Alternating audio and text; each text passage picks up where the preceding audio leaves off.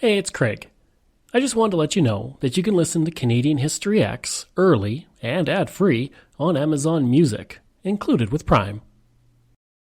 Greetings and welcome to another episode of Canadian History X.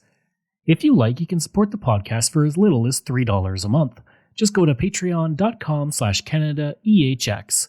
You can also donate to the podcast by going to CanadaEHX.com and clicking Donate.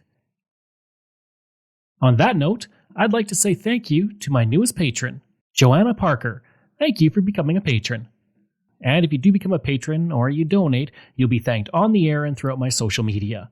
And don't forget, I have other podcasts, From John to Justin, Pucks and Cups, Coast to Coast, and Canada's Great War. All of them are on all podcast platforms, and I do all of these full-time, the writing, the research, everything. So every dollar you give, I'll keep it all going. And also, I want to send a message out to Monty. Monty emailed me, and unfortunately, when I emailed you back, Monty, it said your mailbox was full. So if you could try emailing me again after you clear out some messages, I'll be able to answer your questions. If you like, you can email me at craig@CanadaEHX.com. You can find me on Twitter. My handle is Craig Baird, CraigBaird, and I'm on Instagram and TikTok at Bairdo37. You can also find hundreds of articles on my website. Just go to CanadaEHX.com. And you can also go to my YouTube channel where I put up weekly history videos. Just go to youtube.com/c/Canadian History X. That's EHX.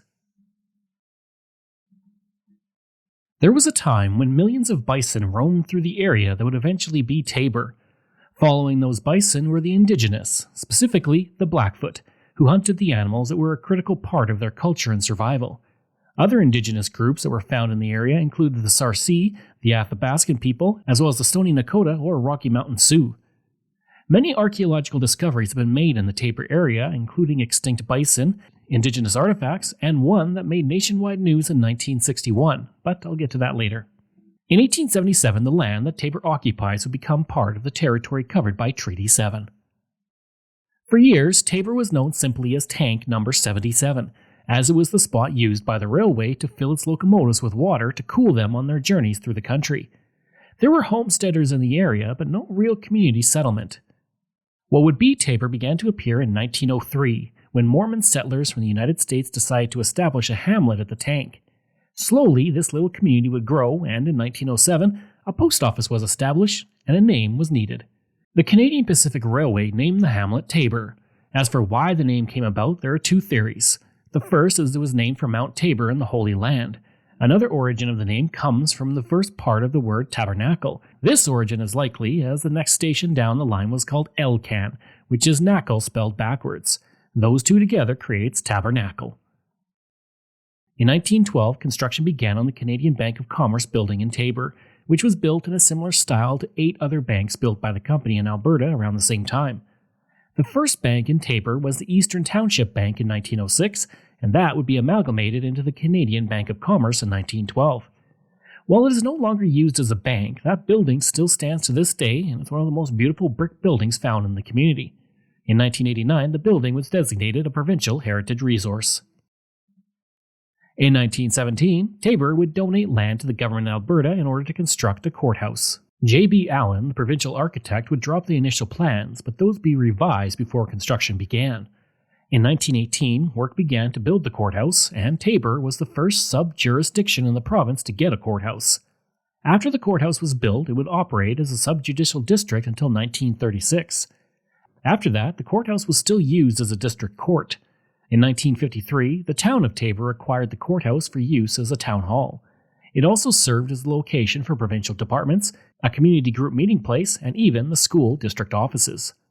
In 2013, the courthouse would be designated as Provincial Historic Resource thanks to its impact on the history of the area. The community of Taber would slowly grow until the 1920s when coal mining began in the vicinity. The coal was mined and then shipped to Medicine Hat on the steamers that navigated the Old Man River, and then by a narrow-gauge railway later on. In 1921, the Regal Collieries would auction off one of their mines in the area, and it was purchased for about $75,000, which today would be $1.1 million. This showed just how strong the interest was in the area for mining, something that would help fuel the economy for Taber during the first part of the decade. The mining history of Taber would be important in its development, but it would not last long. and by the end of the decade, mining near Taber had decreased heavily. In 1921, a very unique story out of Taber ran in newspapers across Canada. I don't often put these in, but this one I found quite funny. It was on July 7, 1921, that a man with a wooden leg had spent too much time in the evening drinking, and he began attacking people with his wooden leg on the street. When the police arrived, he had put his leg back on and he was sent to spend the night in jail, but he wasn't done with his shenanigans.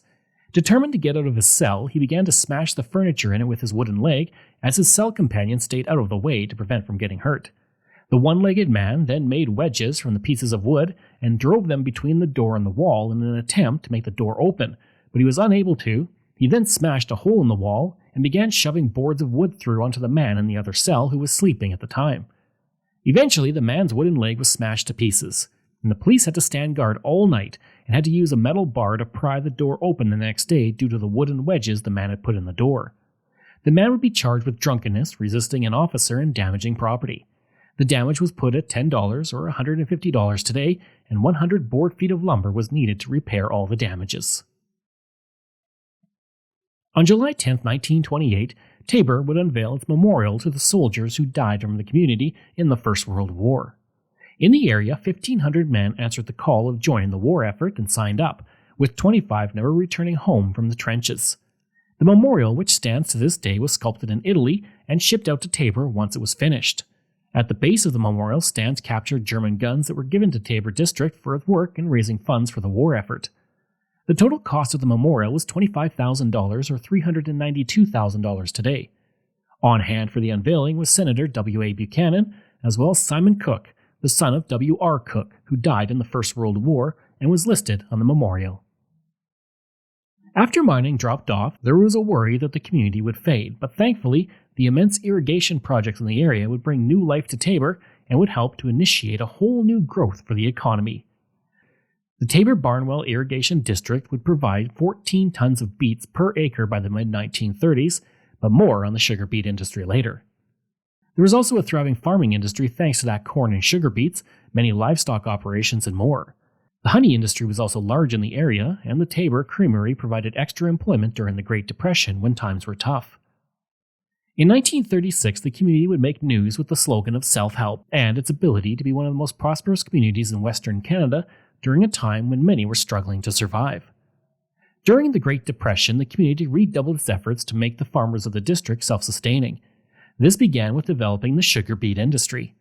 The community would then have a cannery built to provide extra employment as well as a flour mill to process the grain grown in the district.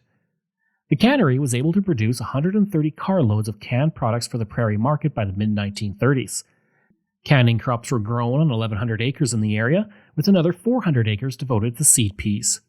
Corn crops began to grow in the district during the Great Depression, which would have a major impact on Taber all the way up to today. This was thanks to tests done on the soil that found Taber would be perfect for corn growth.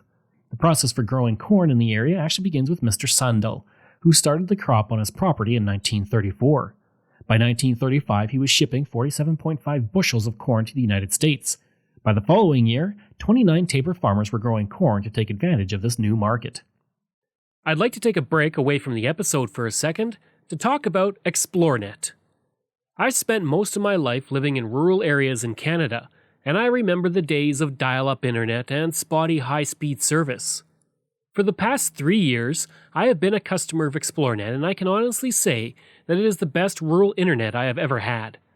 My job as a podcaster means I spend a lot of time researching online, interviewing people over Zoom, and uploading content. Through it all, ExploreNet has provided me with excellent service.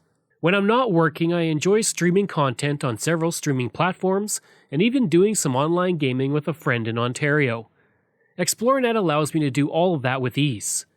Right now, they offer up to 50 megabits per second on their new LTE network with unlimited data. Their service has only become faster and better since I first signed on. Today and beyond, ExploreNet is investing in building and upgrading the network at a rapid pace. ExploreNet is rural, and that is their route, and that is their focus. For more information about rural internet options in your area, go to explorenet.com or call 1-866-285-2253. The sugar beet harvesting would play a role in the Second World War when Taber was chosen as a location for a Japanese internment camp. The Japanese Canadians were forced to work on sugar beet land, harvesting the beets in what was essentially slave labor. This was after they had been removed from their homes in British Columbia and sent to the interior of the country. The use of Japanese Canadians was also supported by sugar beet producers as well. On March 3, 1944, the Lethbridge Herald reported, quote, "Informed that many Japanese laborers were drawn away from the beet work to work other kinds of farm work or industry, despite the fact that they were brought to southern Alberta primarily to help the sugar beet industry, the meeting gave its support to the Central Board in pressing the government or any authority who is in charge of such labor to have all Japanese labor frozen to the beet industry for the period of the war." End quote. In all, roughly 3,000 Japanese Canadians were forced to move to work in camps in southern Alberta during the war. It would be decades before they would receive a formal apology from the Canadian government. I looked at Japanese Internment on my podcast in 2020, and you can find the episode on my website or in the transcript of this episode, also on my website. After the war, sugar beets continued to be the main industry of Taber, and that would lead to the building of the Alberta Sugar Company plant in the community. The only sugar factory in Alberta and the largest employer in Taber at the time. By 1952, the structure was producing nearly 50 million pounds of sugar over the course of only 3 months of that year. The factory, which was built in 1950, still operates in Taber to this day and is one of several food processing companies in the town, which includes Frito-Lay. As I mentioned before, another crop that would become popular around this time was corn. If you live in Western Canada, you know all about Taber corn, and many people wait for the day when trucks show up in parking lots selling corn because it is considered to be some of the best corn in Canada and even North America. It is said to be the sweetest and most tender corn available. Of course, Taber corn is so famous that it has led to counterfeit Taber corn being sold. As far away as Washington and throughout Western Canada, people would advertise they are selling Taber corn, but in fact it is not corn from the community. This eventually led to a license number being used to ensure that the Taber corn being sold was really from Taber. Well, it is a scam that's popping up all over our city. Roadside sellers charging you for premium Taber corn that actually isn't the real deal. Travis Danraj brings us this CBC investigation tonight into counterfeit corn. Fresh, sweet Taber corn. When Judy Kendall saw the sign, she couldn't help but stop to pick up a few ears. But how does she know what she's getting is actually the real thing? I don't know for sure. I'm presuming. Every year across the province, more and more of these roadside stands are popping up. Many claim their corn was grown in Taber. That's not always the case. Service Alberta says under the Fair Trading Act, counterfeit corn sellers could face fines up to $100,000 and even jail time. Many of these vendors are mobile, so they might be here one day, but they won't be here the next. Arnold and Marion Walker have set up shop at 109th Street for the past 6 years, selling the real thing. They're frustrated other stands are making big bucks selling wholesale corn you could find at the grocery store. It ruins the people that are selling the real stuff. It's not very good for the farmer that grows it, and it's certainly not good for the people that come and buy it. The Walkers have a certificate from the grower to prove their Taber corn is legitimate. They say any seller should be able to produce a certificate as well. That's news to Judy Kendall. Do you have a certificate and permission to sell Taber corn? Yes, I have a permission. I don't have a certificate. It's a difficult maze for consumers to navigate, but one Kendall says she's willing to in order to get the best quality cob. The letter's not dated and she hasn't got a certificate. It's probably not Taber corn, but I'll still take it. So for now, it will be up to consumers to find the cream of the crop for themselves. Travis Danraj, CBC News, Edmonton. Corn would become such an important part of Taber's image that Cornfest was created, which is an annual festival that includes a midway and performers. Held each August, it is the largest free family festival in Western Canada, and there are many corn-based activities including corn tasting and corn stuffing. Corn stuffing involves two people, one wearing large overalls, and the other person stuffs as much corn as they can in the overalls. The team with the most corn in the coveralls within an allotted time wins. So it should come as no surprise that Taber bills itself as the corn capital of Canada. When you go to Taber, you will also see a giant corn stalk, which is the world's largest corn stalk. Built in 1994, it stands at 36 feet tall, and it's a great place for a quick photo on Instagram. In 1961, Taber would make news across Canada with what was called the Taber Child, a discovery made by Dr. Archie Stalker in the glacial deposits along the east bank of the Old Man River. Stalker, a geologist, was surveying the area when he saw a handful of bones sticking out of the sandy bank. He assumed they were the bones of a small animal, and he would bag the skeleton and dispatch them to Ottawa.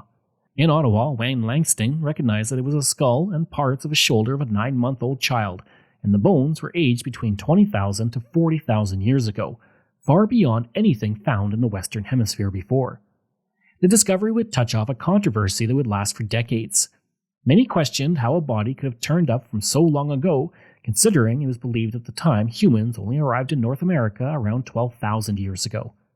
Dr. Richard Forbes with the University of Calgary would say, quote, "I don't see where else it could have come from but where it was found," end quote. Dr. C.S. Churcher, a paleontologist, would add, quote, "The simplest solution is often the best," end quote. Both men believed that the body had floated down a river at some point, resting where it was found. The bones were too small and fragile to be carbon dated, which meant the location of the body within the geological strata had to be used to guess its age. Subsequent excavations at the site failed to recover any more bones. That being said, recent analysis using a measurement of bones, protein, and dating using new accelerator radar carbon techniques placed the bone fragments at roughly 4,000 years old, well within the established time frame of the indigenous arriving in the Canadian prairies. If you would like to learn more about Taber, you can visit the Taber Irrigation Impact Museum. This museum focuses on the impact irrigation had on Taber's development and showcases irrigation systems and the process of early labor-intensive methods of growing crops in the area. The historic exhibit changes 3 times a year, and the museum features many artifacts related to agriculture, including old farming equipment such as tractors. I hope you enjoyed that episode of my look at Taber. On Saturday, we're going to be looking at the SS Edmund Fitzgerald and its very famous sinking. If you like, you can email me at craig@canadaehx.com. You can find me on Twitter. My handle is Craig Baird, CraigBaird, and I'm on Instagram at Bairdo37. As well, again, if you want to support the podcast, you can for as little as $3 a month. Just go to patreon.com/CanadaEHX. And you can donate to the podcast by going to CanadaEHX.com and clicking Donate. I'd also like to thank all of my wonderful patrons, and I apologize if I get any names incorrect. Jeff Dahl, Vobs, Robert Page, Richard D., Colin Johnson, Katie Caldwell, Jeff Hershey, Kyle Murray, Steve Pakin, Matthew Gartho, Lionel Romaine, Dr. Bob Turner, an anonymous patron that I truly do appreciate, Randy Hayden, Doug Campbell, Reg W., Deborah Carlson, Francis Helbling, Nick Zinri, Shannon Marshall, Clinton Martinez, Dimitri Chauve, Aaron O'Hara Myers, Robert Dunseith, Todd Casey, Catherine Rawa, Luke S., JP Bear, Jason Hall, Phil Maynard, and Iris Gray. Thanks, and we'll see you again next time.